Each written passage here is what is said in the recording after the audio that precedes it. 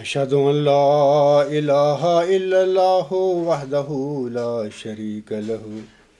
وأشهد أن محمدا عبده ورسوله أما بعد فأعوذ بالله من الشيطان الرجيم بسم الله الرحمن الرحيم الحمد لله رب العالمين الرحمن الرحيم مالك يوم الدين إياك نعبد وإياك نستعين اهدنا الصراط المستقيم صراط الذين أنعمت عليهم صراط الذين أنعمت عليهم غير المغضوب عليهم ولا الضالين واتلو عليهم نبأ الذي آتيناه آياتنا فانسلخ منها فأتبعه الشيطان فكان من الغاوين ولو شئنا لرفعناه بها ولكنه أخلد إلى الأرض واتبع هواه فمثله كمثل الكلب إن تحمل عليه يلهث أو تتركه يلهث ذلك مثل القوم الذين كذبوا بآياتنا ذلك مثل القوم الذين كذبوا بآياتنا فاقصص القصص لعلهم يتفکرون۔ یہ جو میں نے 2 آیات اس وقت تلاوت کی ہیں، یہ سورہ الاعراف کی آیت نمبر 176 اور 177 ہیں۔ ان آیات میں اللہ تعالیٰ فرماتا ہے اور انہیں اس شخص کے حالات پڑھ کر سنا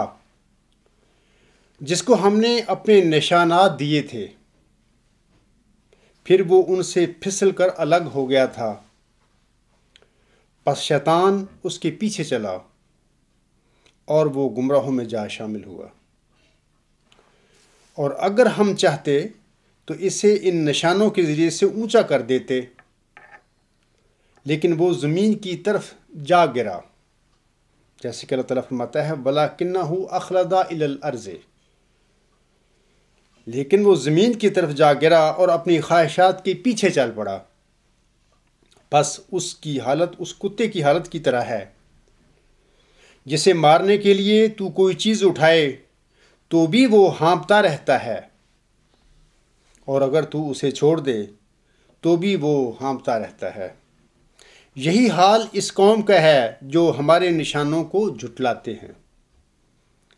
پس تو یہ حالات ان کو سنا تاکہ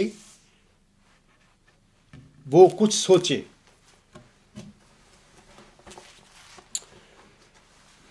سامعین کرام، یاد رکھیں کہ جب انسان اپنی نفسانی خواہشوں کے پیچھے چل پڑتا ہے تو پھر اس کا نفس ہی شیطان بن جاتا ہے، جیسا کہ ان آیات کریمہ میں اللہ تعالیٰ نے فرمایا ہے نا، بتایا ہے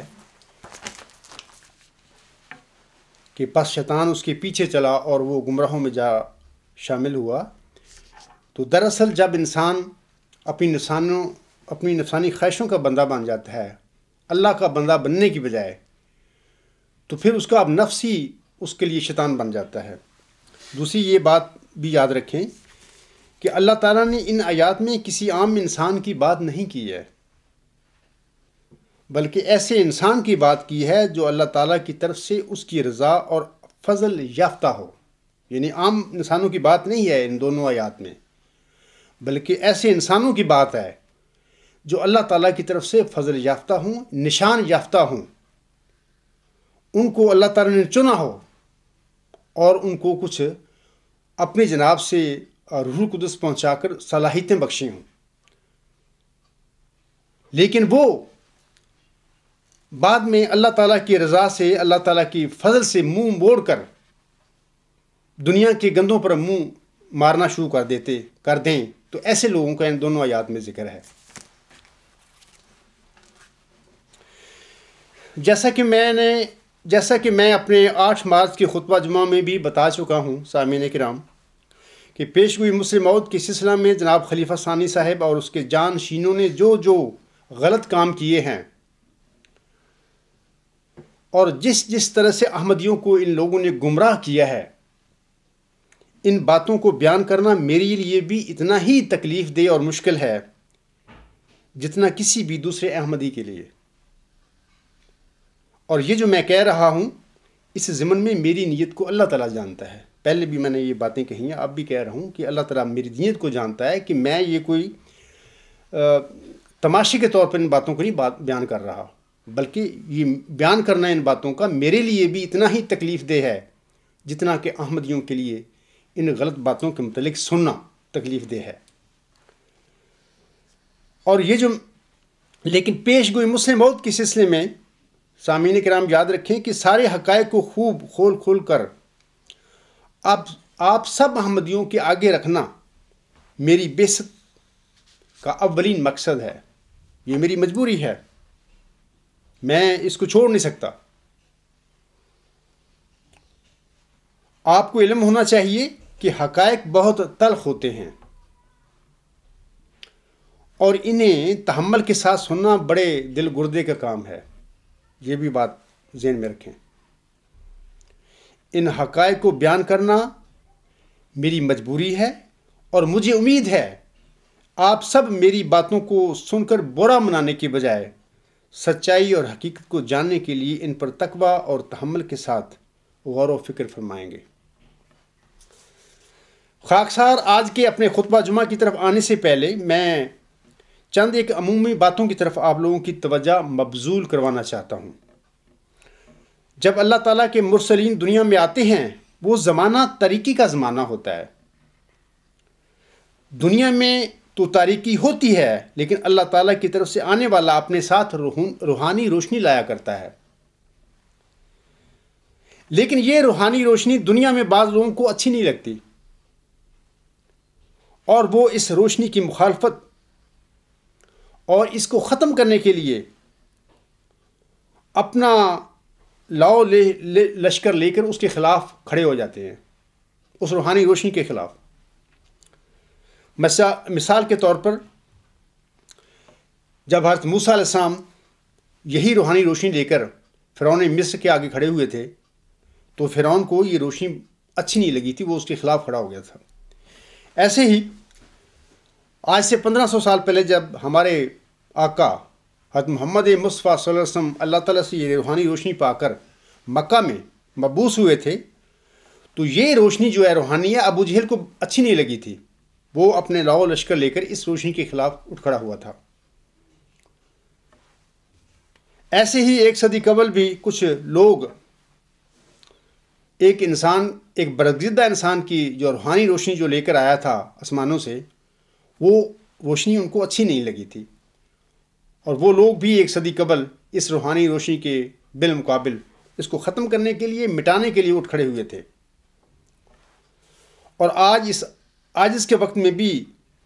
وہی لوگ اس روشنی کی مخالفت کر رہے ہیں جو کہ پہلے مخالفین اور گمراہوں کا تسلسل ہیں۔ یہ نئے لوگ نہیں ہیں،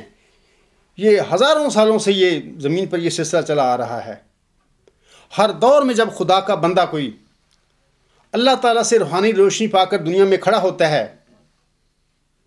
تو اس روشنی ان کو کلا کما کرنے کے لیے، مٹانے کے لیے، اس کی مخالفت کرنے کے لیے ہر دور میں جس قوم میں وہ آتا ہے، بندہ کھڑا ہوتا ہے، اس کے لوگ کھڑے ہو جاتے ہیں۔ یہ گمراہوں کا گروہ ہے، اور یہ ہمیشہ اور ہر دور میں ایسے ہی جیسے اللہ تعالیٰ کی روشنی، روحانی روشنی ڈالنے والوں کا سلسلہ جاری ہے، ایسے ہی ان گمراہوں کا سلسلہ، ان دنیا داروں کا سلسلہ بھی نسل در نسل اس دنیا میں جاری ہے۔ اور ہر دور میں یہ لوگ ہوتے ہیں آنے والی روحانی روشنی کی مخالفت کرتے ہیں۔ یہ بھی یاد رکھیں کہ جب خدا تعالیٰ کا کوئی بندہ دنیا میں آ کر اور بڑی جد و جہد کے بعد اللہ تعالیٰ کا صحیح نور پھیلا دیتے ہیں، دنیا میں قائم کر دیتے ہیں، اور قائم کرنے کے بعد ظاہر ہے تبھی زندگی تو انسان کو ہمیشہ کی نہیں حاصل ہو سکتی اس دنیا میں، وہ فوت ہو جاتے ہیں۔ اچھا، ان کی وفات کے بعد پھر کچھ لوگ ہوتے ہیں جو مذہب میں اس کی جماعت میں داخل ہو جاتے ہیں، اس کی امت میں داخل ہو جاتے ہیں، لیکن جب کہ یہ دنیا دار کے لوگ ہوتے ہیں، ان کے دلوں پر اثر نہیں ہوتا ایمان اور یقین کا، ویسے ہی یہ لوگ اس کے ساتھ شامل ہو جاتے ہیں۔ پھر بعد میں اس کی وفات کے بعد یہ لوگ مذہب کے نام پر ہی تاریکی پھیلانا شروع کر دیتے ہیں، اسی کے نام پر، اسی برگزیدہ جو انسان چلا جاتا ہے اس دنیا میں، اسی کے نام پر یہ لوگ تاریکی پھیلاتے ہیں۔ مثال کے طور پر خانہ کعبہ میں آسم کی بعثت کے وقت جو بت پڑے ہوئے تھے 360 کے قریب، وہی لوگ تھے، وہ بت رکھنے والے جو حضرت ابراہیم السلام کی نسل کا تسلسل تھے۔ ایک زمانے کے بعد جب وہ روحانی روشنی کا اثر ختم ہو گیا تو یہی وہ اس کی نسلیں تھیں جو خانہ کعبہ میں اللہ کی توحید کے بجائے بت رکھ کر بیٹھ گئے تھے۔ اسی طرح حضرت مسیح ناصری علیہ السلام روحانی روشنی لے کر دنیا میں آیا، اور اس نے بڑی جد و جہد کے بعد جس طرح ہو سکا اس روحانی روشنی کو قائم بھی کیا، لیکن اس کے بعد اس کے ماننے والے جو منافق ٹائپ لوگ تھے، انہوں نے اسی کے نام پر شرک پھیلانا شروع کر دیا کہ وہ مسیح عیسیٰ ابن مریم نعوذ باللہ من ذالک اللہ تعالیٰ کا بیٹا تھا، ابن اللہ تھا، وغیرہ وغیرہ، اسی کے نام پر انہوں نے یہ گمراہی اور تاریکی پھیلائی۔ ایسے ہی ہمارے دور میں ہم دیکھتے ہیں کہ حضرت مرزا غلام صاحب کے نام پر ہی، ان کا حوالہ دے کر ہی بعض غلط قسم کے لوگ جو ہیں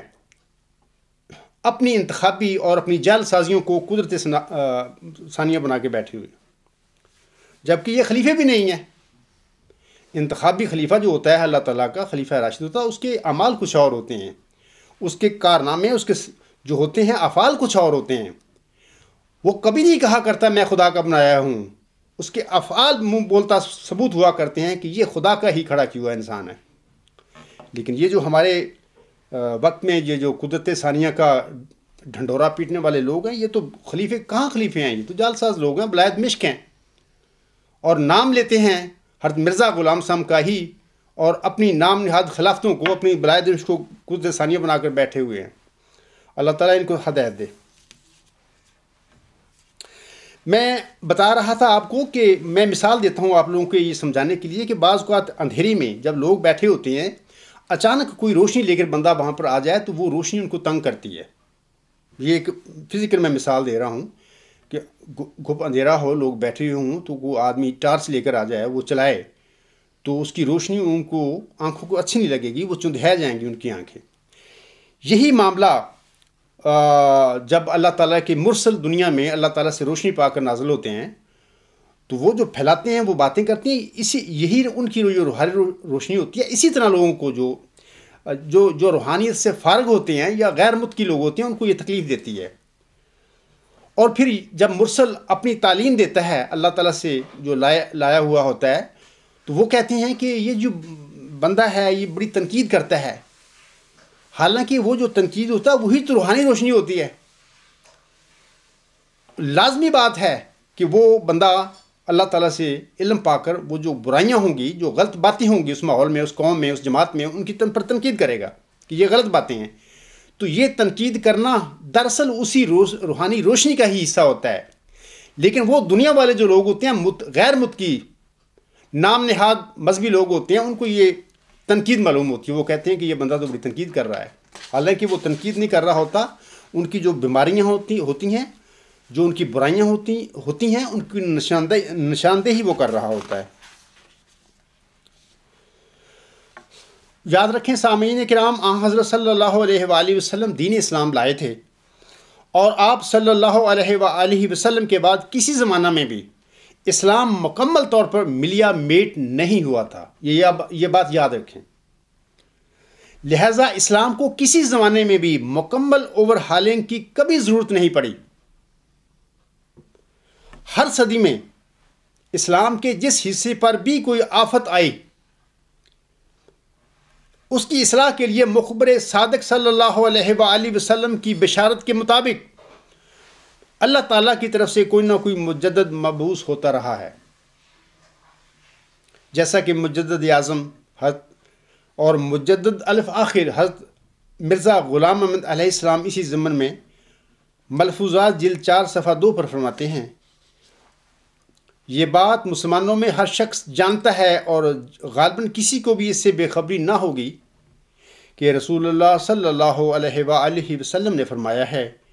کہ اللہ تعالیٰ ہر صدی کے سر پر ایک مجدد کو بھیجتا ہے جو دین کے اس حصہ کو تازہ کرتا ہے جس پر کوئی آفت آئی ہوئی ہوتی ہے۔ یہ سلسلہ مجددوں کے بھیجنے کا اللہ تعالیٰ کی اس وعدہ کے موافق ہے جو اس نے انا نحن نزلنا الذکر و انا لہ لحافظون میں فرمایا ہے۔ اب یہ جو کہتے ہیں کہ ہم قدرت ثانیہ کے مظاہر ہیں، یہ کیا کام کر رہے ہیں؟ حضرت بانی جماعت الاسلام کی آسم کی دنیا میں جو روشنی لائی ہوئی تھی، اسی کو مٹاتے پھر رہے ہیں۔ یعنی یہ لوگ مجددوں کی صف بھی لپیٹ رہے ہیں۔ پہلے تو 100 سال پہلے تو مسلمانوں سے تو یہ غلطی ہوئی نا، انہوں نے نبوت کی صف لپیٹ دی، کیونکہ نبوت ایک اللہ کی رحمت ہے۔ اللہ تعالیٰ اپنی رحمتوں کا سلسلہ کبھی بند نہیں کیا کرتا اپنے بندوں کے لیے۔ ان سے یہ غلطی ہوئی یا وہ کر بیٹھے، یا بعض لوگ غلط لوگ تھے جو تقویٰ سے خالی تھے، لیکن ہمارے قدرت ثانیہ کے مظاہر کا ڈھنڈور پیٹنے والے نام نہاد خلیفے تو یہ تجدیدی نعمت کا بھی ملیا میٹ کر رہے ہیں، اس کو بھی ختم کر رہے ہیں۔ کیا ضرورت ہے ہم جو ہیں؟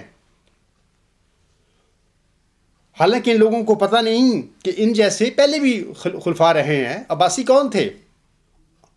اموی کون تھے؟ اسی قسم کی وہ بھی بلائے دمشق تھی، جو جماعت احمدیہ میں جس بلائے دمشق بھی حضرت مرزا صاحب السلام کو 9 اپریل 1907 میں خبر دی گئی تھی۔ بہرحال اللہ تعالیٰ ان سب لوگوں کو ہدایت دے، اور یہ جو اتنی گمراہی پھیلا کر بیٹھے ہوئے ہیں جماعت احمدیہ میں، اور اس سے باز آ جائیں۔ اور یہ بھی واضح رہے سامعین کہ ہر صدی کے دوران دین اسلام میں جس قسم کی بگاڑ اور خرابیاں پیدا ہوئیں، یہ دوسری میں بات آپ لوگوں کو بتا رہا ہوں، اللہ تعالیٰ نے صدی کے سر پر انہی خرابیوں اور مصائب کی مناسبت سے اپنے کسی بندے کو تجدید اور اصلاح کے لیے مبعوث فرمایا ہے،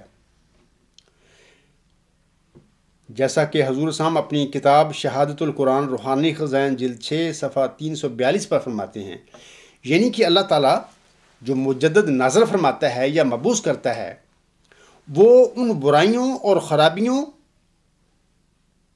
کی مناسبت سے دنیا میں آتا ہے جو کچھ لوگ دنیا دار دین میں داخل کر چکے ہوتے ہیں، یا کسی جماعت یا کسی روحانی بزرگ کی جو تعلیم ہے اس میں وہ داخل کر بیٹھتے ہیں۔ انہی کی مناسبت سے وہ جو مجدد ہے اللہ تعالیٰ اسے مبعوث کرتا ہے۔ جیسا کہ حضور صلی اللہ علیہ وسلم فرماتے ہیں، یہ بھی یاد رہے کہ ہر ایک زمانہ کے لیے اتمام حجت بھی مختلف رنگوں سے ہوا کرتا ہے، اور مجدد وقت ان قوتوں اور ملکوں اور کمالات کے ساتھ آتا ہے جو موجودہ مفاسد کا اصلاح پانا ان کمالات پر موقوف ہوتا ہے۔ دعوے تو سارے کوئی بھی کر سکتا اٹھ کے میں مجدد ہوں، وہ بے شک آدھی صدی گزر بھی گئی ہو، پھر بھی کرنے والے تو کر دیتے ہیں کہ ہم مجدد ہیں، لیکن ان کو پہچاننے کے لیے لازمی بات ہے کہ حضور صاحب نے فرمایا ہے کہ مجدد کے لیے ضروری ہے کہ وہ ان مفاسد یا برائیوں کی مناسبت سے اس کے پاس صلاحیتیں ہوں وہ لے کر آئے، اور خدا سچے مجدد کو یہ صلاحیتیں دیا کرتا ہے، اور اس مجدد کی پہچان بھی یہی ہوتی ہے، صدی کے سر پر جو آتا ہے سچا مجدد، کہ اس کے پاس وہ صلاحیتیں ہوتی ہیں، اللہ تعالیٰ سے وہ تفویض کردہ ہوتا ہے، ملی ہوئی ہوتی ہیں اس کو، جن کی وجہ سے وہ ان برائیوں اور مفاسد کا کلا کما کرتا ہے جو لوگ نہ سمجھے اور غلطی سے دین میں داخل کر بیٹھتے ہیں۔ آگے حضور صلی اللہ علیہ وسلم فرماتے ہیں، سو ہمیشہ خدا تعالیٰ اسی طرح کرتا رہے گا جب تک کہ اس کو منظور ہے کہ آثار رشد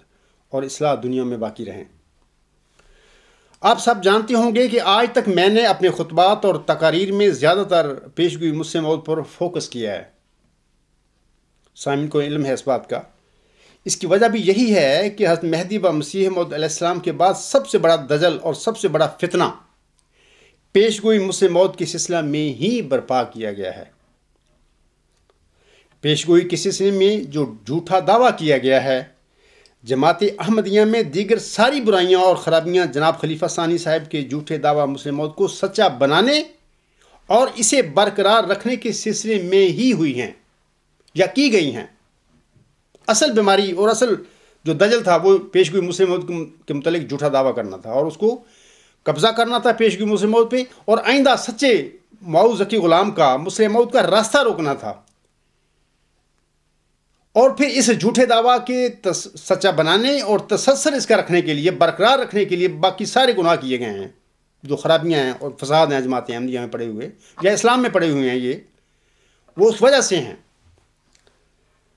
اللہ تعالیٰ نے قرآن کریم میں یہودیوں کے سلسلے میں بیان فرمایا ہے سامعین کرام کہ وہ نہ صرف سچ کو جھوٹ کے ساتھ ملایا کرتے تھے بلکہ سچ کو چھپایا بھی کرتے تھے، جیسا کہ اللہ تعالیٰ سورۃ البقرہ کی آیت نمبر 43 میں فرماتا ہے، وَلَا تَلْبِسُوا الْحَقَّ بِالْبَاطِلِ وَتَكْتُمُوا الْحَقَّ وَأَنْتُمْ تَعْلَمُونَ۔ اور اللہ تعالیٰ فرماتا ہے، اور یہودیوں کو مخاطب کر کے اللہ تعالیٰ فرماتا ہے کہ اس زمانے میں کہ وہ یہ ایسی باتیں کرتے تھے، اللہ فرماتا ہے، اور جانتے بوجھتے ہوئے حق کو باطل کے ساتھ نہ ملاؤ اور نہ حق کو چھپاؤ۔ دو باتیں اس آیت میں اللہ تعالیٰ نے فرمائیں گے یہودیوں کے سلسلے میں۔ یہ ان یہودیوں کی کہہ لیں کہ علامتیں تھیں اس زمانے میں، جنہوں نے حضرت مسیح ناصری علیہ السلام کو نہ صرف اس پر کفر کا فتویٰ لگایا، اس کو جھوٹا قرار دیا، بلکہ اس کو جھوٹا ثابت کرنے کے لیے صلیب پر بھی وہ لے گئے۔ یہ ان یہودیوں کی باتیں ہیں کہ اللہ تعالیٰ فرماتا ہے کہ وہ نہ صرف سچ، حق اور جھوٹ کو ملایا کرتے تھے بلکہ حق کو چھپاتے بھی تھے۔ میں سامعین سے عرض کرتا ہوں کہ یہی کام جناب مرزا بشیر الدین محمود احمد صاحب اور اس کے جانشینوں نے کیے ہیں۔ مثال کے طور پر جناب خلیفہ ثانی صاحب نے جھوٹا دعویٰ کر کے یہ دونوں کام کیے ہیں۔ مثال کے طور پر حق اور جھوٹ کو ملانے کا کام بھی اس نے کیا ہے اور حق کو چھپانے کا کام بھی کیا ہے۔ پہلے میں آپ لوگوں کو حق اور جھوٹ کے ساتھ ملانے کی مثال دیتا ہوں۔ انہی میں سے خلیفہ ثانی صاحب کی جو کاروائیاں تھیں ان میں سے میں آپ کو مثال دیتا ہوں۔ یاد رکھیں، جیسا کہ میں ہمیشہ کہتا ہوں کہ جناب مرزا بشیر الدین محمود احمد صاحب پیشگوئی مسلم موعود میں بجی اور پاک لڑکا سے متعلقہ ضمنی یا فروعی پیشگوئی کے مصداق تھے، اور یہ سچ اور حق تھا اور ہے۔ اتنی بات سچ اور حق تھی اور ہے، لیکن انہوں نے خلافت کی گدی پر برجمان ہوتے ہی مسلم موعود بننے کے خواب دیکھنے شروع کر دیے اور تیاری بھی شروع کر دی، اور یہ جھوٹ تھا اور ہے، اس میں کوئی سچ نہیں ہے۔ وہ اس طرح کہ جناب مرزا بشیر الدین محمود احمد صاحب قطعاً مسلم موعود نہیں تھے، کیونکہ معوذ ذکی غلام یا مسلم موعود تو مسیل مبارک احمد تھا، اور وہ مسیل مبارک حضور علیہ السلام کے گھر میں پیدا ہی نہیں ہوا تھا۔ تو مرزا بشیر الدین محمود احمد جو 12 جنوری 1899 میں پیدا ہوا تھا، وہ کیسے مسیل مبارک احمد بن سکتا تھا، اور وہ کیسے مسلم موعود کی پیشگوئی کا مصداق بن سکتا تھا؟ یہ سچ اور جھوٹ کو ملانے کی مثال ہے کہ انہوں نے وہ دعویٰ کر لیا مسلم موعود کا، جبکہ وہ ایک ضمنی اور فروعی حصے کے مصداق تھے بطور مسیل بشیر احمد اول کے۔ تو ایسا بات لوگوں پر مشتبہ ہو گئی یا کر دی گئی۔ اب میں حق کو چھپانے کی مثال آپ لوگوں کی آگے پیش کرتا ہوں۔ ان لوگوں کی جہاں تک حق کو چھپانے والی بات ہے تو وہ یہ ہے کہ ان لوگوں یعنی خلیفہ ثانی صاحب اور اس کے جانشینوں نے حق کو چھپانا شروع کر دیا۔ حق کو چھپانے کا سب سے بڑا یہودیانہ کام جناب خلیفہ ثانی صاحب نے جھوٹا دعویٰ مسلم موعود کر کے سر انجام دیا تھا۔ ظاہر ہے کہ جب اس نے جھوٹا دعویٰ ہی کر لیا تو پیش گوئی تو ختم کر دی اس نے دعویٰ جھوٹا کر کے، تو اس طرح حق جو آنے والا مسلم موعود تھا، آنے والا ذکی غلام تھا، اس پر تو پردہ ڈال دیا گیا، اس کو تو چھپا دیا گیا۔ پیش گوئی مسلم موعود کے سلسلے میں جھوٹا دعویٰ مسلم موعود کرنا ایسا ہی تھا، سامعین کرام سنیے، جیسا کہ احمدیوں کی نظر میں اس پیش گوئی مسلم موعود کو چھپا دینا یا آنے والے کا رستہ بند کر دینا۔ اسی طرح آپ کے جانشینوں اور جماعتی علماء اور ارباب و اختیار نے بھی حق کو چھپانے کے یہی کام کیے ہیں۔ خلیفہ ثانی نے اپنی زندگی میں بھی یہ کام کیے، اور ان کے جانے کے بعد ان کے جو جانشین بنے تھے یا جو قادیانی مولوی ہیں، ارباب و اختیار ہیں، وہ آج تک وہ یہی کام کرتے چلے آ رہے ہیں۔ مثلا اپنی تقاریر میں حضور صلی اللہ علیہ وسلم کا یہ فکرہ، اور جب تک کوئی خدا سے روح القدس پا کر کھڑا نہ ہو سب میرے بعد مل کر کام کرو، یہ لوگ اپنی تقریروں میں یہ فکرہ نہیں پڑھتے، چھوڑ جاتے ہیں، اور اپنی تصانیف میں بھی یہ فکرہ حضور صلی اللہ علیہ وسلم کا ہے فرمایا ہوا یہ نہیں لکھتے، چھوڑ دیتے ہیں، نہیں لکھتے۔ سامعین کرام، جہاں تک اس فکرہ کو نہ پڑھنے کا تعلق ہے تو آپ ان نام نہاد خلیفوں کے خطبات جمعہ اور تقاریر سنیں، اور اسی طرح قادیانی مولویوں کے خطبات جمعہ اور تقاریر میں جہاں کہیں رسالہ الوصیت کا یہ اقتباس پڑھا جائے گا، تم دیکھو گے کہ یہ لوگ اور جب تک کوئی خدا سے روح القدس پا کر کھڑا نہ ہو سب میرے بعد مل کر کام کرو فکرہ چھوڑ دیتے ہیں۔ آپ ٹیسٹ کر لیں ان لوگوں کی تقریروں کو۔ اسی طرح رسالہ الوصیت کا یہ فکرہ نہ لکھنے کے سلسلے میں آپ مرزا طاہر احمد صاحب کی کتاب ایک مرد خدا کی صفحہ نمبر 187 کو دیکھ لیں، وہاں پر حضور صلی اللہ علیہ وسلم کی اسی اقتباس کا ذکر ہے، وہ لکھا ہوا ہے، لیکن وہاں پر یہ فکرہ چھوڑ دیا گیا ہے۔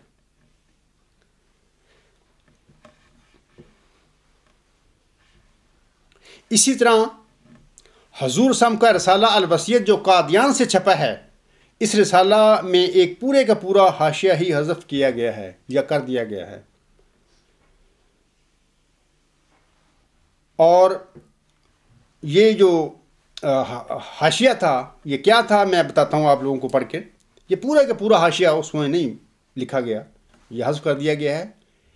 حالانکہ یہ کوئی ایک لفظ کی غلطی نہیں ہے، ایک لفظ چھوٹ جائے کہہ سکتے ہیں کتابت سے غلطی ہوگی، کتاب کاتب سے، یا کوئی لفظ چھوٹ گیا۔ اس میں بہت ساری چیزیں ہیں جس میں گنجائش ہے، نکل سکتی ہے کہ کہہ سکتے ہیں ہم لوگ کہ ہاں کوئی ایک لفظ رہ گیا، کاتب سے غلطی ہو گئی، چھوٹ گیا۔ یہ تو پورا ایک حاشیہ ہے حضور صلی اللہ علیہ وسلم کا رسالہ الوصیت میں۔ ان لوگوں نے جو غالباً 2005 میں قادیان سے یہ رسالہ چھپا ہے، الگ انہوں نے چھپایا ہے، اس میں پورے کا پورا یہ حاشیہ انہوں نے نہیں اس میں نقل کیا۔ یہ غلطی، یہ کوئی کاتب کی غلطی نہیں ہے، یہ دیدہ و دنستہ یہ کام کیے گئے ہیں۔ وہ حاشیہ حضور صلی اللہ علیہ وسلم کا یہ ہے، آپ علیہ السلام حاشیہ میں لکھتے ہیں، ایسے لوگوں کا انتخاب مومنوں کے اتفاق رائے پر ہوگا، پس جس شخص کی نسبت 40 مومن اتفاق کریں گے کہ وہ اس بات کے لائق ہے کہ میرے نام پر لوگوں سے بیعت لے، وہ بیعت لینے کا مجاز ہوگا، اور چاہیے کہ وہ اپنے تئیں دوسروں کے لیے نمونہ بناوے۔ خدا نے مجھے خبر دی ہے کہ میں تیری جماعت کے لیے تیری ہی ضروریت سے ایک شخص کو قائم کروں گا، اور اس کو اپنے قرب اور وحی سے مخصوص کروں گا، اور اس کے ذریعے سے حق ترقی کرے گا اور بہت سے لوگ سچائی کو قبول کریں گے، سو ان دنوں کے منتظر رہو۔ حضور تا انتظار کروا رہے ہیں یہ فرما کر کہ سو ان دنوں کے منتظر رہو، اور جن کو کہا تھا کہ تم انتظار کرنا وہ اس کے حاشی اڑاتے پھر رہے ہیں۔ انا للہ و انا الیہ راجعون۔ آگے حضور فرماتے ہیں سو ان دونوں کے منتظر رہو، اور تمہیں یاد رہے کہ ہر ایک کی شناخت اس کے وقت میں ہوتی ہے، اور قبل از وقت ممکن ہے کہ وہ معمولی انسان دکھائی دے یا بعض دھوکہ دینے والے خیالات کی وجہ سے قابل اعتراض ٹھہرے، جیسا کہ قبل از وقت ایک کامل انسان بننے والا بھی پیٹ میں صرف ایک نطفہ یا علقہ ہوتا ہے۔ روحانی خزائن جلد 20 صفحہ 306 حاشیہ۔ جیسے کہ آج میں ہو سکتا ہے کہ بعض لوگوں کی نظر میں میرے حالات موجودہ ہر لحاظ سے ان کے لیے قابل اعتراض ہوں، اور کافی حد تک اس کے متعلق میں باتیں بتا بھی چکا ہوں کہ ہاں کچھ لوگوں کو ہے کہ یہ عبدالغفار کیسے مسلم موعود ہو سکتا ہے، یہ کیسے موعود ذکی غلام ہوگا، وغیرہ وغیرہ۔ سامعین کرام، یہ جو میں نے حاشیہ پڑھا ہے اس کو چیک کرنے کے لیے الغلام.com کی نیوز نمبر 78 یعنی 78 پڑھ کر دیکھ لیں، اور وہاں سے آپ تسلی کر لیں کہ وہاں پر جو اصل رسالہ الوصیہ تھا وہ بھی آن ایئر کیا ہوا ہے، اور یہ جو حذف شدہ جماعت احمدیہ قادیان کا 2005 کا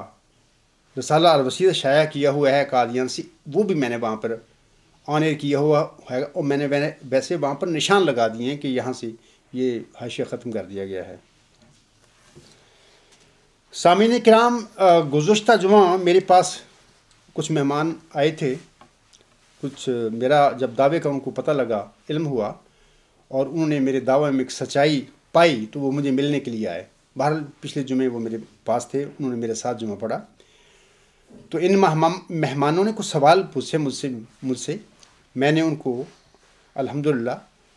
ان کے سامنے بیٹھ کر ان کے سوالوں کے تسلی بخش جواب دیے تھے، لیکن بعض سوالات انہوں نے ایسے کیے جو ان کے نہیں تھے، بلکہ وہ جب ان کو میرے دعوے کا پتہ لگا تو انہوں نے اپنے ماحول میں اپنے دوست رشتہ داروں میں تبلیغ شروع کر دی، اس سچائی کی، میرے دعوے کے متعلق سچائی کی تبلیغ شروع کر دی۔ تو تبلیغ کے دوران بعض دیگر احمدیوں نے ان سے یہ اعتراض کیے یا سوال اٹھائے،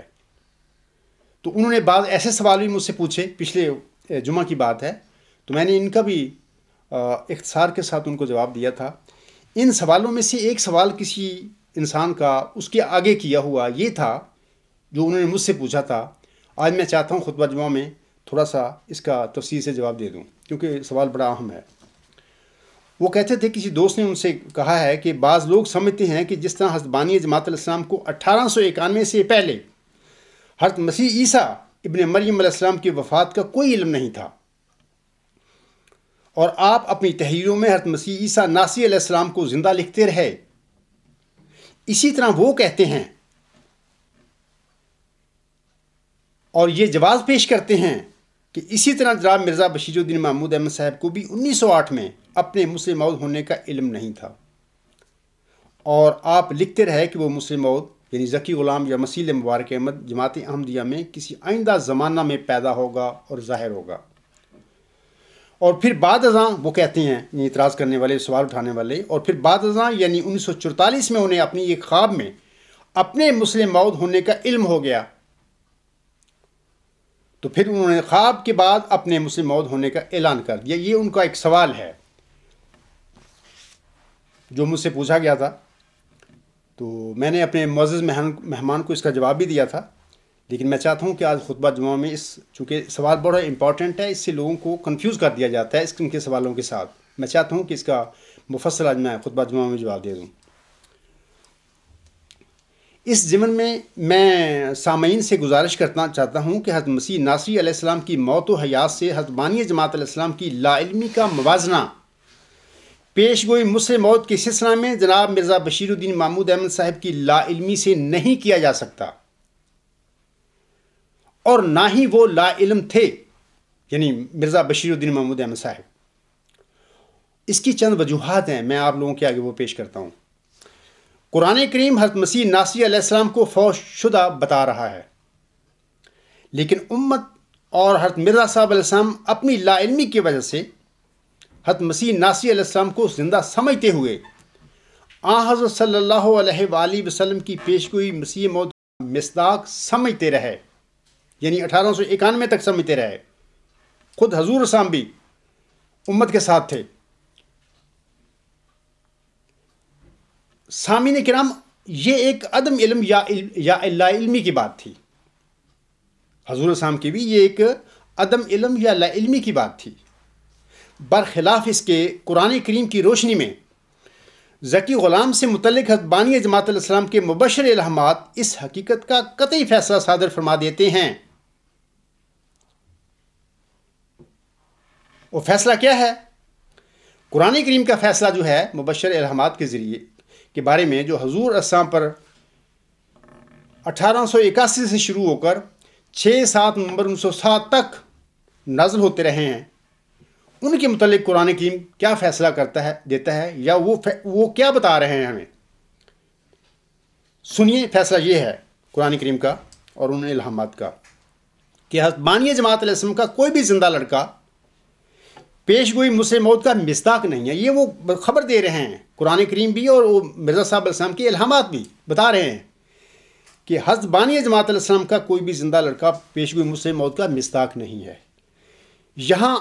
عدم علم یا علمی کی بات نہیں ہے،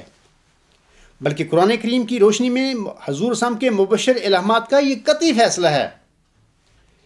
جس طرح وفات مسیح ناصری علیہ السلام کے قرآن کریم کے فیصلے کو کوئی مسلمان چیلنج نہیں کر سکتا. سامعین کرام یاد رکھیں، اسی طرح پیش گوئی مسلم موت کے سلسلے میں بھی قرآن کریم کی روشنی میں حضرت بانی جماعت علیہ السلام کے مبشر الہامات کے فیصلے کو کوئی سچا اور مخلص احمدی چیلنج نہیں کر سکتا. دوسری جو ہے بات یا فیصلہ قرآن کو یہ ہے کہ قرآن کریم کی روشنی میں حضرت بانی جماعت علیہ السلام کے مبشر الہامات مسلم موت کے سلسلے میں یہ قطعی خبر بلکہ فیصلہ صادر فرما دیتے ہیں کہ وہ مسلم موت، وہ ذکی غلام، وہ مسیح مبارک احمد 6-7 نومبر 1907 کے بعد جماعت احمدیہ میں پیدا ہوگا. اور یہ کہ جماعت احمدیہ میں 6-7 نومبر 1907 سے پہلے پیدا ہونے والا کوئی بھی وجود، خواہ وہ حضور صلی اللہ علیہ وسلم کا جسمانی لڑکا ہو یا جماعت احمدیہ میں پیدا ہونے والا کوئی آپ کا روحانی لڑکا ہو، پیش گوئی مسلم موت کا مصداق نہیں ہو سکتا، کیونکہ وہ دائرہ بشارت میں نہیں آتا. اب پیش گوئی مسلم موت کے سلسلے میں جناب مرزا بشیر الدین محمود احمد صاحب کے علم یا لا علمی کی بات نہیں ہے، بلکہ قرآن کریم کی روشنی میں حضور السلام کے مبشر الہامات کا قطعی فیصلہ ہے. لیکن حضرت مسیح ناصری علیہ السلام کے سلسلے میں قرآن کریم کا یہ فیصلہ ہے کہ وہ وفات پا چکے ہیں، اور امت محمدیہ میں حضرت صلی اللہ علیہ وآلہ وسلم کی پیش گوئی مسیح موت کا مصداق آپ صلی اللہ علیہ وسلم کی وفات کے بعد ہر وہ مسلمان ہو سکتا ہے جس کو اللہ تعالیٰ مسیح موت بنائے گا. لہذا اس طرح قطعی طور پر ثابت ہو گیا کہ پیش گوئی مسیح موت کے سلسلے میں حضرت بانی جماعت علیہ السلام کا 1891 سے پہلے حضرت مسیح ناصری علیہ السلام کو زندہ خیال کرنا اور انہیں حضرت صلی اللہ علیہ وآلہ وسلم کی پیش گوئی مسیح موت کا مصداق سمجھنا صرف اور صرف آپ کی لا علمی کی بات تھی. جبکہ پیش گوئی مسلم موت کے سلسلے میں جناب مرزا بشیر الدین محمود احمد صاحب کا 1908 میں یہ کہنا کہ وہ مسلم موت، وہ ذکی غلام، وہ مسیح مبارک احمد جماعت احمدیہ میں کسی آئندہ زمانے میں پیدا ہوگا، اور پھر 1944 میں اپنی خواب کی بنیاد پر اپنے مسلم موت کا دعویٰ کرنا مرزا بشیر الدین محمود احمد صاحب کی لا علمی کی بات نہیں تھی. اور نہ ہی جناب مرزا بشیر الدین محمود احمد صاحب کے دعویٰ مسلم موت کو حضرت مسیح ناصری علیہ السلام کے سلسلے میں حضرت بانی جماعت علیہ السلام کی لا علمی سے تشبیہ دی جا سکتی ہے، اور نہ ہی اس رنگ میں اس کا موازنہ کیا جا سکتا ہے، کیونکہ دونوں میں زمین اور آسمان کا فرق ہے. پیش گوئی مسیح موت کے سلسلے میں حضرت بانی جماعت علیہ السلام کا معاملہ بلا شبہ لا علمی کا معاملہ ہے، جبکہ پیش گوئی مسلم موت کے سلسلے میں جناب مرزا بشیر الدین محمود احمد کا معاملہ ایک قطعی کذب بیانی ہے. مجھے امید ہے کہ پیش گوئی مسیح موت اور پیش گوئی مسلم موت کے سلسلے میں حضرت بانی جماعت علیہ السلام اور جناب مرزا بشیر الدین محمود احمد صاحب دونوں کے موقف کی آپ سب کو اب خوب سمجھ آ گئی ہوگی، اور جو دونوں کے موقف میں فرق تھا اور ہے اس کی بھی آپ سب کو بخوبی سمجھ آ گئی ہوگی. اب میں آج کے خطبہ جمعہ کے اصل موضوع کی طرف آتا ہوں. جیسا کہ میں 23 مارچ 2013 کے خطبہ جمعہ میں بیان کر چکا ہوں کہ خلافت سے پہلے جناب مرزا بشیر الدین محمود احمد صاحب کو 1908 میں مکمل طور پر پتہ تھا کہ مسلم موت حضور اسلام کا مزعومہ لڑکا یعنی ذکی غلام یا مسیح مبارک احمد تو حضور اسلام کے گھر میں پیدا ہی نہیں ہوا. اس نے تو جماعت احمدیہ میں کسی آئندہ زمانے میں پیدا ہونا ہے. سامعین کرام، اس ضمن میں الغلام.com کی نیوز نمبر 81 کو دوبارہ پڑھ کر آپ تسلی کر سکتے ہیں کہ وہ جانتے تھے باتیں کی، ان سب باتوں کو وہ جانتے تھے. خلیفہ بننے کے بعد بعض ناسمجھ اور ناعاقبت اندیش احمدیوں نے پیش گوئی مسلم موت کو جناب خلیفہ ثانی صاحب پر فٹ کرنا شروع کر دیا، اور خلیفہ ثانی صاحب جنہیں اچھی طرح علم تھا کہ وہ پیشگوئی مسلم موعود کے مصداق ہی نہیں ہیں، وہ اجلاسوں میں بیٹھ کر سب کچھ سن رہے ہوتے تھے، لیکن انہوں نے ان خوش آمدیوں کو اس سے منع نہیں کیا، اور یہ اس حقیقت کا بھی منہ بولتا ثبوت ہے کہ جو احمدی حضرات جناب خلیفہ ثانی صاحب کو مسلم موعود اور قدرت ثانیہ کا مظہر بنا رہے تھے، انہیں جناب خلیفہ ثانی صاحب کی آشیرواد حاصل تھی۔ اگر ان احمدیوں کو خلیفہ ثانی صاحب کی آشیرواد حاصل نہ ہوتی تو وہ انہیں مسلم موعود اور قدرت ثانیہ کا مظہر بنانے کی کبھی جرت نہ کرتے۔ یہ پکی اور قطعی بات ہے۔ سامعین، آپ کو واضح رہے کہ جناب مرزا بشیر الدین محمود احمد صاحب خلیفہ بننے کے بعد چونکہ جماعت احمدیہ کے سربراہ ہونے کی حیثیت سے جماعت احمدیہ کے سیاہ و سفید کے مالک بن چکے تھے، لہٰذا افسوس کے ساتھ لکھتا ہوں اور کہتا ہوں کہ اس طاقت کے نشے میں وہ تقوی پر چلنے کی بجائے اپنی نفسانی خواہشات کا شکار ہو گئے۔ ان پر مسلم موعود بننے کا بھوت سوار ہو گیا اور انہوں نے مسلم موعود بننے کے خواب دیکھنے شروع کر دیے۔ اس غرض کے لیے انہوں نے اپنے سابقہ 1908 کے موقف کو نظر انداز کرتے ہوئے اس کے برخلاف سوچنا شروع کر دیا۔ 1908 کا موقف، جیسا کہ میں بارہا بیان کر چکا ہوں کہ ان کا یہ موقف تھا کہ ہم زندہ جو لڑکے ہیں حضرت مرزا غلام صاحب کے، یہ پیشگوئی مسلم موعود کے دائرہ بشارت میں نہیں آتے۔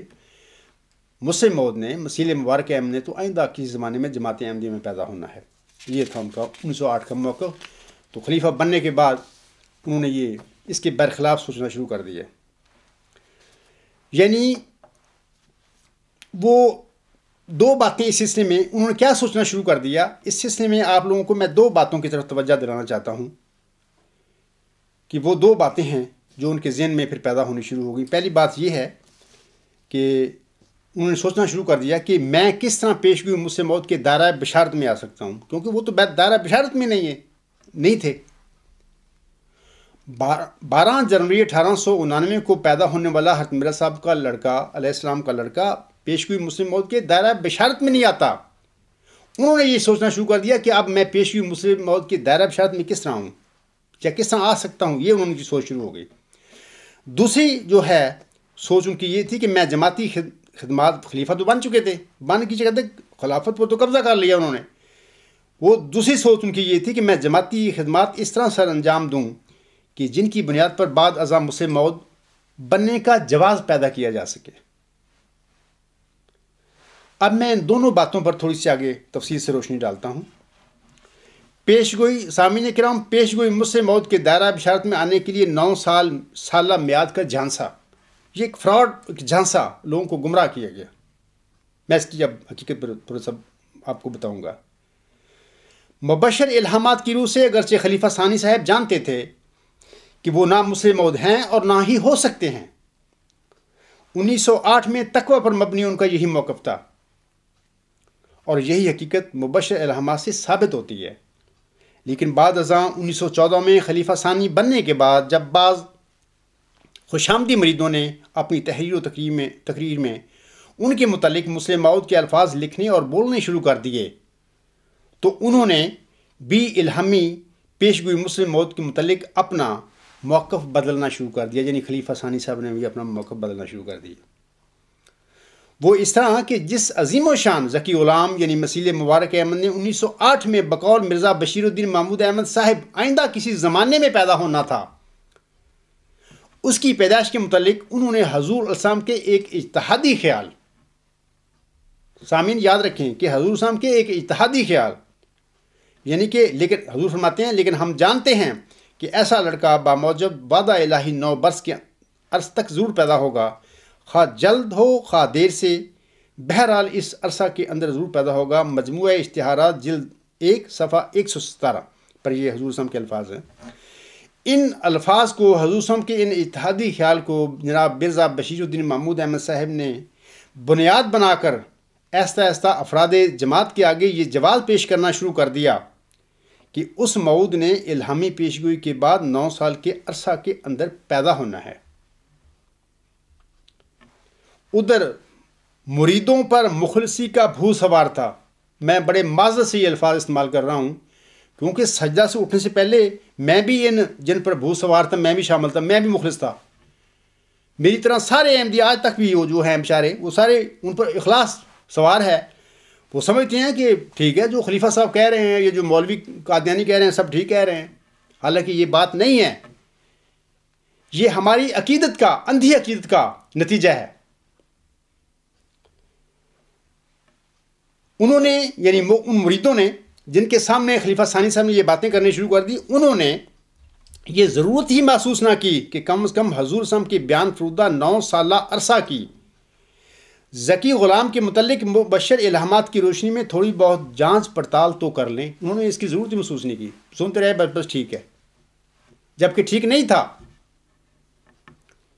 افراد جماعت کی اس بے جا عقیدت اور لا علمی سے فائدہ اٹھاتے ہوئے جناب خلیفہ ثانی صاحب جھوٹے طور پر اپنے آپ کو الہامی پیشگوئی کے دائرہ بشارت میں لے آئے۔ اب تو وہ دائرہ بشارت میں بھی آ گئے،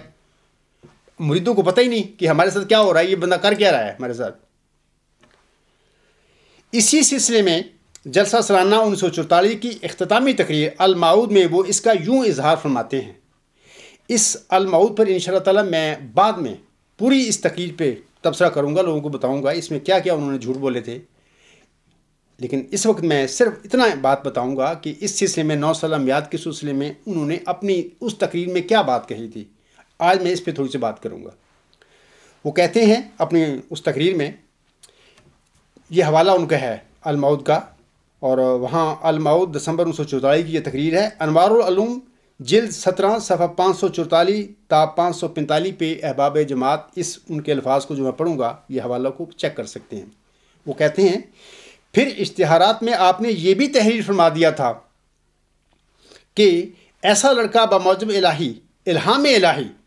9 سال کے عرصہ میں ضرور پیدا ہو جائے گا۔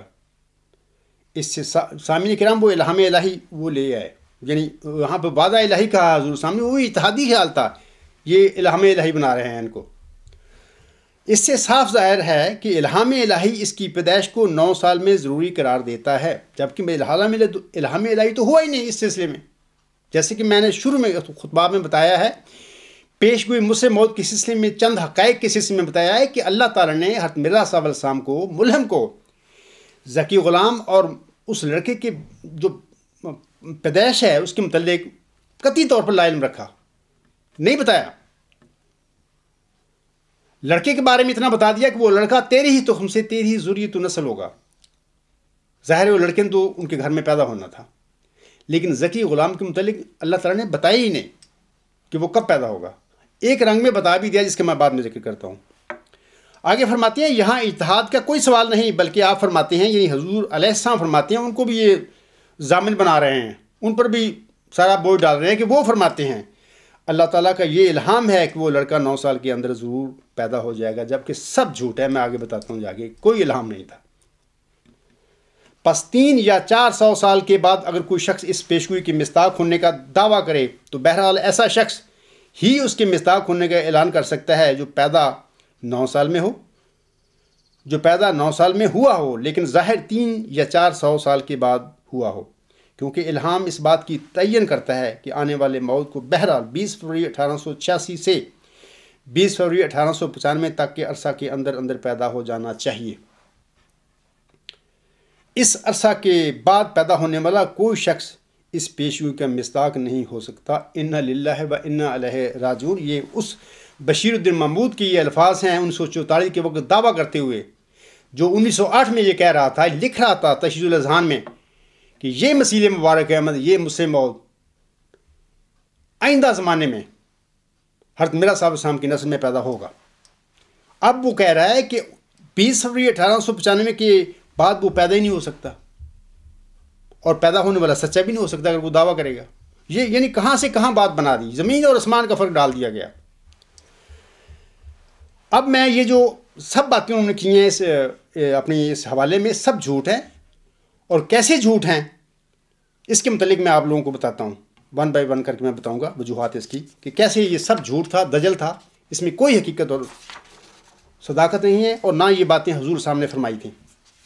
اپنے پاس سے وہ جمع تفریق کرتے پھر رہے تھے لوگوں کو گمراہ کرنے کے لیے، اور کر بھی دیا لوگوں کو. سامعین سنیے، اشتہار 22 مارچ 1886 میں حضور صاحب ارشاد فرماتے ہیں. اب میں وہ حضور صاحب کو وہ الفاظ پڑھ رہا ہوں آپ لوگوں کے آگے. حضور فرماتے ہیں لیکن ہم جانتے ہیں کہ ایسا لڑکا باموجب وعدہ الہی، حضور الہام الہی نہیں کہہ رہے، حضور صاحب فرما رہے ہیں کہ وعدہ الہی 9 برس کے عرصہ تک ضرور پیدا ہوگا. پہلی بات تو جھوٹ انہوں نے یہ بولا کہ اس کو الہام الہی قرار دے دیا، کہ حضور صاحب الہام الہی کے لفظ یہاں وعدہ پر الہام انہوں نے لگا دیا. یہ جھوٹ ہے. جب ایک ملہم نے یہ بات نہیں لکھی کہ الہام ہے تو تم اپنے پاس سے کیوں جھوٹ بولتے پھر رہے ہو. آگے حضور فرماتے ہیں کہ خواہ جلد ہو خواہ دیر سے، بہرحال اس عرصہ کے اندر ضرور پیدا ہوگا. 20 فروری 1886 سے 20 فروری 1895 تک کا عرصہ سامعین کرام 9 سال کا بنتا ہے. خلیفہ ثانی صاحب دسمبر 1944 میں حلفاً مسلم موت کا دعویٰ کرتے وقت حضور صاحب کے مذکورہ بالا بیان کی طرف 2 باتیں منسوب کرتے ہیں. یاد رکھیں اس بات کو. نمبر 1، خلیفہ ثانی صاحب حضور صاحب کے اس بیان کو الہام الہی قرار دیتے ہیں، جبکہ میں پڑھ چکا ہوں، یہ آپ چیک کر لیں اس حوالے کو. مجموعہ اشتہارات جلد 1 صفحہ غالباً 117 پہ حضور صاحب کے یہ الفاظ ہیں. چیک کریں کہ کیا وہاں پہ حضور صاحب نے یہ لکھا ہے کہ الہام الہی 9 برس کے عرصہ تک ضرور پیدا ہوگا کہ نہیں. آپ چیک کریں گے نہیں لکھا ہوا ہے. یہ سب جھوٹا ہے. بشیر الدین محمود احمد کا جھوٹ ہے. یہ انہوں نے جھوٹے طور پر حضور صاحب کے ان الفاظ کو وعدہ الہی 9 برس کے عرصہ تک ضرور پیدا ہوگا کو اس کو الہام الہی انہوں نے بنا دیا. دوسرا جو بات غلط بات منسوب کر رہے ہیں حضور صاحب کے الفاظ کی طرف، وہ یہ ہے کہ اس 9 سالہ میعاد یعنی 20 فروری 1895 تک پیدا ہونے والا وجود ہی پیشگوئی مسلم موت کے مصداق ہو سکتا ہے، نہ کہ اس میعاد کے بعد پیدا ہونے والا. اب 1908 میں تو وہ کہہ رہے تھے، وہ جانتے تھے، تو وہ تو آئندہ پیدا ہوگا. اب وہ بنا رہے ہیں اس بات کو، ان باتوں کو، کہ جی 20 فروری 1895 تک یہ پیدا ہونے والا وجود تھا، جبکہ یہ قطعی طور پر جھوٹ لوگوں کے آگے بیان کر رہے تھے. اس میں کوئی صداقت نہیں تھی. میں آپ کو یہ بھی بتا دیتا ہوں آگے جانے سے پہلے کہ یہ جو حضور صاحب نے فرمایا تھا نا کہ لیکن ہم جانتے ہیں کہ ایسا لڑکا باموجب وعدہ الہی 9 برس کے عرصہ تک ضرور پیدا ہوگا. میں آپ لوگوں کو بتاتا ہوں کہ پہلے تو یہ یاد رکھیں حضور صاحب ان دونوں وجودوں کو ایک سمجھتے رہے ہیں، اور اسی وجہ سے 20 فروری 1886 کے الہی پیش ہوئی کی اشاعت کے وقت حضور صاحب نے ذکی غلام کے آگے بریکٹ میں لڑکا لکھ دیا تھا، کیونکہ حضور ان دونوں وجودوں کو ایک سمجھ رہے تھے. اچھا، دوسری بات یہ ہے اس سلسلے میں یاد رکھیں کہ یہ جو وعدہ الہی حضور صاحب نے اپنے الفاظ میں جو فرمایا نا کہ باموجب وعدہ الہی 9 برس کے عرصہ تک ضرور پیدا ہوگا، اس سے مراد وعدہ الہی سے مراد الہام الہی نہیں ہے. یہ بشیر الدین محمود نے جھوٹ بولا ہے. یہ وعدہ الہی کے لفظ ہیں حضور صاحب کے، اور اس وعدہ الہی سے بھی حضور صاحب کی مراد 20 فروری 1886 کی الہامی پیشگی میں جو اللہ نے وعدہ کیا تھا کہ میں یہ آپ کو دوں گا، وہ وعدہ مراد ہے. یہاں پہ 9 سال کی طرف یہ وعدہ الہی نہیں جاتا. حضور صاحب نے 9 سال کے متعلق نہیں کہا کہ وعدہ الہی مجھے ہوا ہے، جبکہ وعدہ الہی کو بشیر الدین محمود الہام الہی بنا کر بیٹھا ہوا ہے. یہ اس وعدہ الہی سے مراد 20 فروری 1886 کی الہامی پیشگی میں اللہ تعالیٰ نے فرمایا تھا سو تجھے بشارت ہو کہ ایک بچی اور پاک لڑکا تجھے دیا جائے گا، ایک ذکی غلام تجھے ملے گا. یہ وعدہ ہے. اس کو نوٹ کریں، ذہنوں میں یاد رکھیں. اور اس کی میں وجوہات آپ کو بتاؤں گا کہ حضور صاحب کہہ ہی نہیں سکتے تھے یہ بات. آگے میں آپ لوگوں کو بتاتا ہوں کہ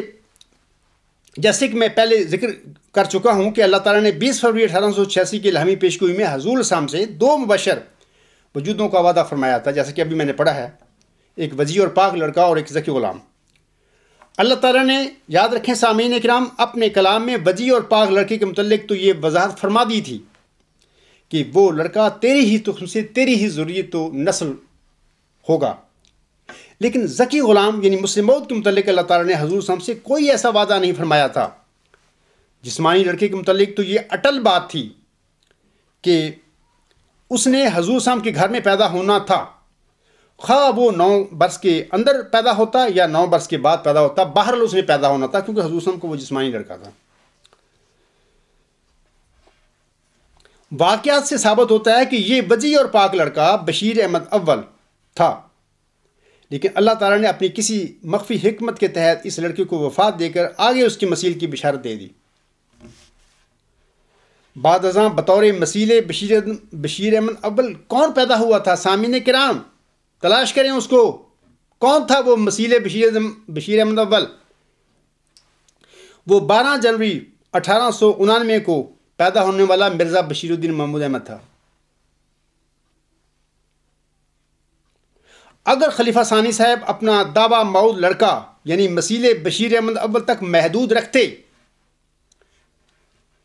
تو پھر ان کا دعویٰ بھی درست ہوتا اور 9 سالہ میعاد کی بات بھی درست ہوتی، کیونکہ دونوں بشیروں یعنی بشیر احمد اول 17 اگست 1887 اور بشیر ثانی 12 جنوری 1899 کی پیدائش، یعنی دونوں بشیروں کی پیدائش 9 سالہ مدت کے درمیان ہو گئی تھی، اور دونوں حضور اسلام کے جسمانی لڑکے تھے۔ لیکن پریشانی اور افسوسناک بات یہ ہے کہ خلیفہ ثانی صاحب نے مود لڑکا ہونے کی بجائے پس مود یعنی مسیل مبارک احمد یا مس مود ہونے کا دعویٰ کر دیا، اور پیش گوئی مسلم مود کے سلسلے میں خلیفہ ثانی صاحب کی یہ دونوں باتیں قطعی طور پر جھوٹی اور غلط ہیں۔ نہ تو حضرت مرزا صاحب علیہ السلام نے وعدہ کہا ہے، یعنی کہ وہ 22 مارچ 1886 کے اشتہار میں، نہ حضور صاحب نے یہ نہیں کہا تھا کہ الہ میں الہی، اور دوسری بات یہ ہے کہ حضور صاحب نے یہ جو وعدہ الہی بھی کے لفاظ بھی 20 فروری 1886 کی الہامی پیشگوئی میں اللہ تعالیٰ کے جو کیا ہوا وعدہ تھا اس کے متعلق ہی فرمائے تھے، نہ کہ 9 برس کے متعلق۔ اور میں اس کی اب وجوہات بتاتا ہوں سامعین کو کہ یہ کس طرح بشیر الدین محمود نے 2 جھوٹی باتیں اپنے محترم والد حضرت مہدی مسیح موعود السلام کی طرف منسوب کی ہیں۔ پہلی وجہ یاد رکھیں کہ مرزا محمود احمد جون جولائی 1908 میں مقذبین مہدی و مسیح موعود کو مسیل مبارک احمد کی بشارت کے سلسلے میں جواباً فرما رہے تھے۔ کیا فرما رہے تھے؟ سنیے، وہ کہتے ہیں اپنے رسالہ تشییع الاذہان میں، ان الہامات سے یہ مراد نہ تھی کہ خود حضرت اقدس علیہ السلام سے لڑکا ہوگا، بلکہ یہ مطلب تھا کہ آئندہ زمانہ میں ایک ایسا شخص تیری نسل سے پیدا ہوگا جو خدا کے نزدیک گویا تیرا ہی بیٹا ہوگا، اور وہ علاوہ تیرے 4 بیٹوں کے تیرا 5واں بیٹا قرار دیا جائے گا، جیسا کہ حضرت عیسیٰ علیہ السلام ابن داؤد کہلاتے ہیں، ایسا ہی وہ آپ کا بیٹا کہلائے گا۔ اب سامعین کرام، سوال یہ ہے کہ دعویٰ مسلم موعود کے وقت اگر خلیفہ ثانی کے موقف کے مطابق اس آنے والے موعود یعنی مسیل مبارک احمد نے 9 سالہ عرص کے اندر پیدا ہونا تھا، جیسا کہ میں بیان کر چکا ہوں، تو جون جولائی 1908 میں مرزا محمود احمد صاحب نے مقذبین مسیح موعود کو یہ کیوں نہ بتایا کہ اس موعود مسیل مبارک احمد یعنی مسلم موعود نے تو 9 سالہ مدت یعنی 20 فروری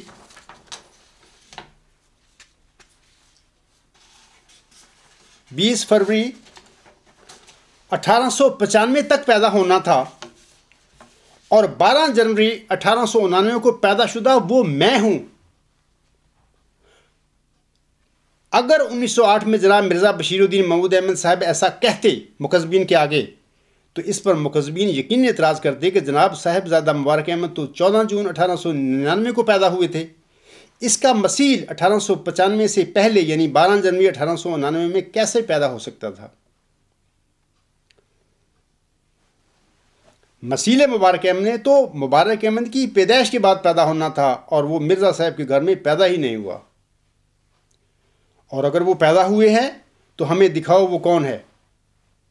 یہ سوال مرزا بشیر الدین محمود کے متعلق وہ مقذبین کرتے اگر وہ یہ کہہ دیتے اس زمانے میں 1908 میں کہتے۔ اگر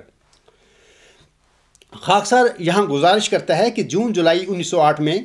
پیش گوئی مسلم موعود کا بھوت ابھی مرزا بشیر الدین محمود احمد صاحب پر سوار نہیں ہوا تھا، یہ بھوت ان پر خلیفہ ثانی بننے اور بعض خوشامدی احمدیوں کے انہیں مسلم موعود بنانے کے بعد سوار ہوا تھا۔ یہی وجہ ہے کہ جون جولائی 1908 میں انہوں نے بڑے تقوی کے ساتھ سچی بات کہہ دی تھی کہ اس موعود نے آئندہ کسی زمانے میں جماعت احمدیہ میں پیدا ہونا ہے۔ یہ تو پہلی وجہ ہے۔ دوسری وجہ میں آپ کو بتاتا ہوں، بشیر محمود کی وہ جو 2 باتیں منسوب کر رہے ہیں مرزا صاحب علیہ السلام کی طرف، وہ دونوں جھوٹی ہیں۔ دوسری وجہ یہ ہے کہ ذکی غلام یعنی مسلم موعود کی پیدائش کے سلسلے میں حضور اسلام کے الفاظ یعنی لیکن ہم جانتے ہیں کہ ایسا لڑکا بموجب وعدہ الہی 9 برس کے عرصہ تک ضرور پیدا ہوگا، خواہ جلد ہو خواہ دیر سے، بہرحال اس عرصہ کے اندر ضرور پیدا ہوگا۔ الہامی نہیں تھے بلکہ اتحادی تھے۔ یہ الفاظ بالکل اسی طرح اتحادی تھے جس طرح حضور صاحب نے 20 فروری 1886 کی الہامی پیشگوئی میں ذکی غلام کے ساتھ بریکٹ میں لفظ لڑکا لکھ کر اتحاد فرمایا تھا۔ مسلم موعود کی پیدائش کے سلسلے میں خلیفہ ثانی صاحب کا حضور صاحب کے ان اتحادی بیان کو الہامی قرار دینا قطعی طور پر ایک جھوٹ تھا۔ تیسری وجہ، اگر حضور صاحب کے متذکرہ بالا الفاظ الہامی ہوتے تو وہ موعود ذکی غلام یعنی مسلم موعود بشیر الدین محمود احمد کے رنگ میں 12 جنوری 1899 میں پیدا ہو چکا ہوتا، تو پھر آپ کی پیدائش یعنی مرزا بشیر الدین محمود احمد کی پیدائش کے بعد حضور صاحب پر ذکی غلام کے متعلق مبشر الہامات کبھی نازل نہ ہوتے۔ سامعین کرام یاد رکھیے یہ بات۔ چوتھی وجہ، اگر یہ 9 سالہ مدت الہامی ہوتی تو پھر 9 سال کے عرصہ یعنی 20 فروری 1895 کے بعد بھی اس ذکی غلام کے متعلق بشارات کا سلسلہ حضور صاحب پر نازل ہونا جاری نہ رہتا۔ پانچویں وجہ، اگر یہ 9 سالہ مدت الہامی ہوتی تو پھر حضور صاحب اس 9 سالہ مدت یعنی 20 فروری 1895 کے بعد 14 جون 1899 کو پیدا ہونے والے اپنے چوتھے لڑکے صاحبزادہ مبارک احمد کو پیشگوئی مسلم موعود کا مصداق کبھی قرار نہ دیتے۔ چھٹی وجہ، اگر یہ 9 سالہ مدت الہامی ہوتی تو حضور صاحب کی نرینہ اولاد کے انقطاع یعنی 14 جون 1899 کے بعد بھی اس ذکی غلام یعنی مسلم موعود کی بشارات انہی علامتوں اور صفات کے ساتھ جو کہ 20 فروری 1886 کی الہامی پیشگوئی میں درج ہیں، ان کے ساتھ حضور صاحب کی وفات تک آپ پر کبھی نازل نہ ہوتی۔ ساتویں وجہ، ذکی غلام یعنی مسلم موعود کے متعلق الہامی بشارات کا نزول 20 فروری 1886 کی مفصل الہامی بشارت سے بھی پہلے یعنی 1881 سے شروع ہو کر مورخہ 6-7 نومبر 1907 تک جاری رہتا ہے۔ سنت اللہ کے مطابق بشارت پہلے ہوتی ہے اور مبشر وجود بعد میں پیدا ہوتا ہے۔ مسلم موعود کے متعلق مبشر الہامات کا نزول ہمیں درج ذیل جو میں بتاؤں گا 3 نتائج پر ہمیں پہنچاتا ہے۔ پہلا نتیجہ یہ کہ ذکی غلام کی پیدائش کے متعلق حضور صاحب کا 9 سالہ خیال آپ کا صرف ایک اتحادی خیال تھا، نہ کہ یہ کوئی الہام تھا۔ دوسرا نتیجہ، ذکی غلام یا مسلم موعود یا مسیح مبارک احمد، خواہ کوئی بھی نام اس کو ہم اس کا لے لیں، کی پیش گوئی کہ دائرہ بشارت سے حضور صاحب کے تمام جسمانی لڑکے باہر ہو جاتے ہیں، اور یہ الہامی پیشگوئی حضور صاحب کی روحانی اولاد یعنی آپ کی ذریت یا بالفاظ دیگر جماعت احمدیہ کی طرف منتقل ہو جاتی ہے۔ تیسرا نتیجہ، ذکی غلام مسیح الزمان سے متعلقہ مبشر الہامات کی روشنی میں مسلم موعود کی پیدائش 6-7 نومبر 1907 کے بعد قرار پاتی ہے۔ تو یہ کیسے کہہ رہے تھے خلیفہ ثانی صاحب یہ 20 فروری 1895 کے بعد پیدا ہونے والا بندہ اس پیشگوئی کا مصداق نہیں ہو سکتا؟ کیا جھوٹ نہیں وہ بول رہے تھے؟ یعنی ایک بندے کے اتحادی خیال کو 9 سالہ کو اتحادی خیال کو اپنے آپ کو دائرہ بشارت میں لانے کے لیے پیشگوئی مسلم موعود کے کو وہ جھوٹ پر جھوٹ بولتے چلے جا رہے تھے، اور حلفاً یہ باتیں انہوں نے کی ہیں 1944 کی جو جلسہ سالانہ تھا قادیان میں دسمبر میں، جو تقریر آخری تھی ان کی جس کا نام بعد میں وہ چھپ گئی، اس کا الموعود نام ہے، اس تقریر میں یہ جھوٹ پر جھوٹ بولتے جا رہے تھے مرزا صاحب السلام کی طرف منسوب کر کے یہ باتیں، جبکہ وہ جو کلام ہے حضور صاحب کا مبشر الہامی کلام وہی مطلوع ہے، لفظی کلام ہے، وہ حضور صاحب پر جو نازل ہوتا رہا 1881 سے لے کر 6-7 نومبر 1907 تک، اور حضور صاحب شان انبیاء کے تک مطابق ان سارے کلام کو مبشر کلام کو اپنے زمانے میں اپنے اخبارات رسالوں میں شائع کرتے رہے، کتابوں میں شائع کرتے رہے۔ اچھا، ان سب کو پھینک دیا ایک طرف، اور حضور صاحب کا 22 مارچ کا وہ جو اشتہار ہے اس کی یہ جو حضور صاحب کا اتحادی خیال تھا کہ حضور سے فرماتے ہیں لیکن ہم جانتے ہیں کہ ایسا لڑکا باموجب وعدہ الہی 9 برس کے عرصہ تک ضرور پیدا ہوگا، خواہ جلد ہو خواہ دیر سے، بہرحال اس عرصہ کے اندر ضرور پیدا ہوگا۔ مجموعہ اشتہارات جلد 1 صفحہ 117 پہ ہیں یہ الفاظ، اور حضور سامنے یہ غالباً اشتہار تھا ان کا، اس میں حضور سامنے یہ بیان فرمائے تھے۔ تو میں پہلے اس کی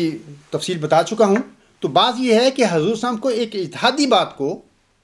اور اس اتحادی کلام میں بھی حضور صاحب نے وعدہ الہی کے لفظ اس پیشگوئی مسلم موعود کی طرف جو وعدہ تھا اللہ تعالیٰ کو اس کی طرف حضور صاحب نے کہے تھے کہ اللہ نے مجھے میرے ساتھ 20 فروری 1886 کی الہامی پیشگوئی میں یہ وعدہ فرمایا ہے۔ یہ وعدہ الہی کی مراد وہ پیشگوئی کا وعدہ تھا، دیا ہوا وعدہ تھا اللہ کا، 9 برس کا وعدہ نہیں وہ فرما رہے۔ جناب خلیفہ ثانی صاحب نے ایک تو وعدہ الہی کو الہام الہی بدل دیا، دوسرا یہ وعدہ الہی کو الہام الہی بنا کر 9 سال کی طرف وہ لے گئے کھینچ کے اپنے آپ کو دائرہ بشارت میں لانے کے لیے۔ اچھا فرض کر لیں اس طرح وہ لوگوں کو گمراہ کر کے دائرہ بشارت میں وہ آ گئے تھے اس زمانے میں،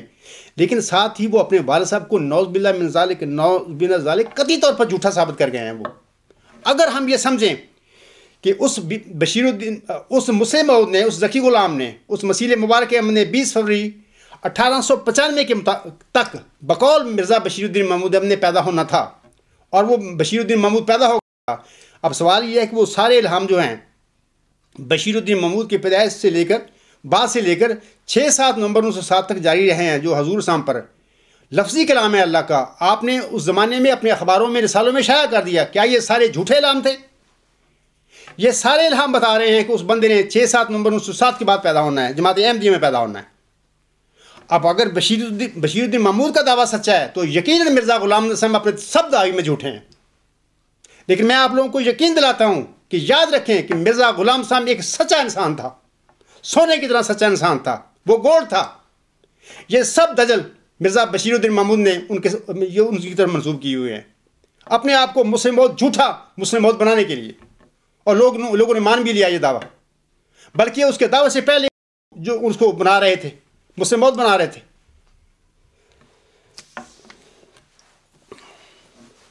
میں اب آخر میں سامعین کرام سے پہلا سوال یہ کرتا ہوں، سنیے۔ خلیفہ ثانی صاحب جون جولائی 1908 میں اپنے رسالہ تشہیر الاذان میں فرماتے ہیں کہ اس موعود مسلم جماعت احمدیہ میں کسی آئندہ زمانے میں پیدا ہونا ہے،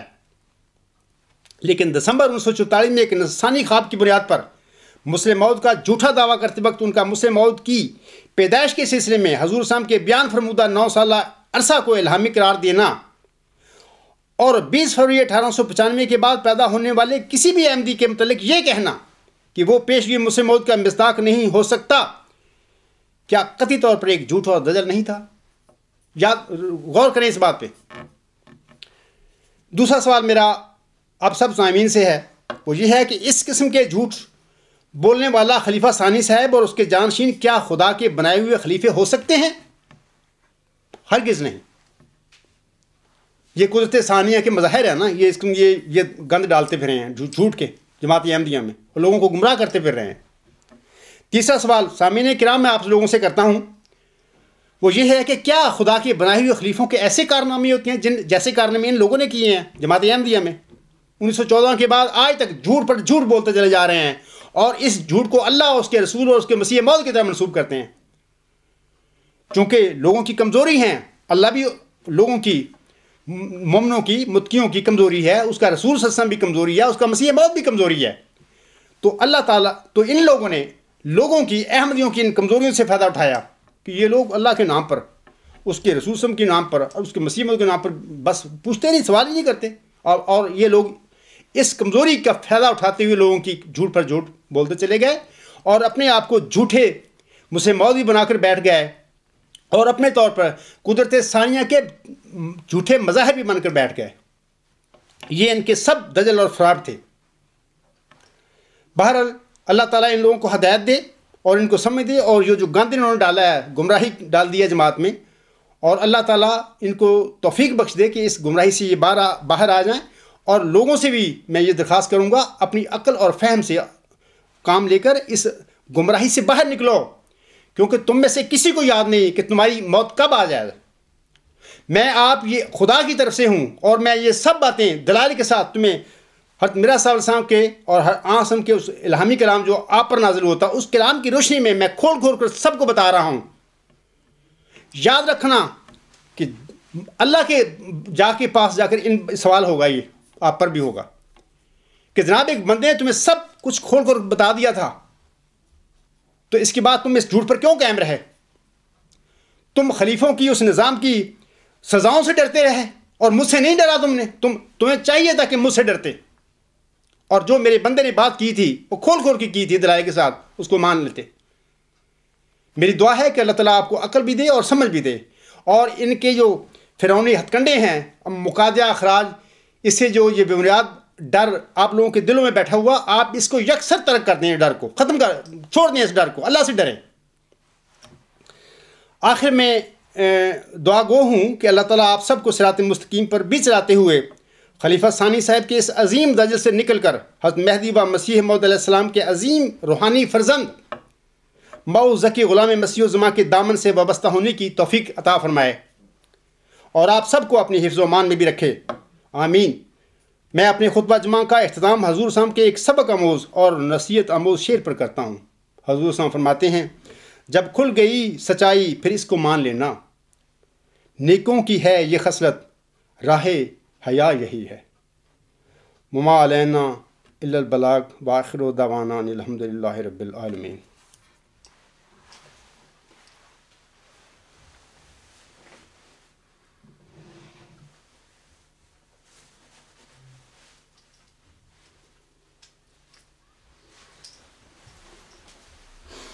الحمد للہ نحمدہ ونستعینہ ونستغفرہ ونؤمن بہ ونتوکل علیہ ونعوذ باللہ من شرور انفسنا ومن سیئات اعمالنا، من یہدہ اللہ فلا مضل لہ ومن یضللہ فلا ہادی لہ، ونشہد ان لا الہ الا اللہ ونشہد ان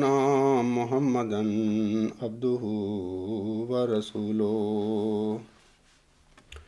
عباد اللہ رحمکم اللہ، ان اللہ یأمر بالعدل والإحسان وإیتاء ذی القربى وینہی عن الفحشاء والمنکر والبغی یعظکم لعلکم تذکرون. اذکروا اللہ یذکرکم وادعوہ یستجب لکم ولذکر اللہ اکبر.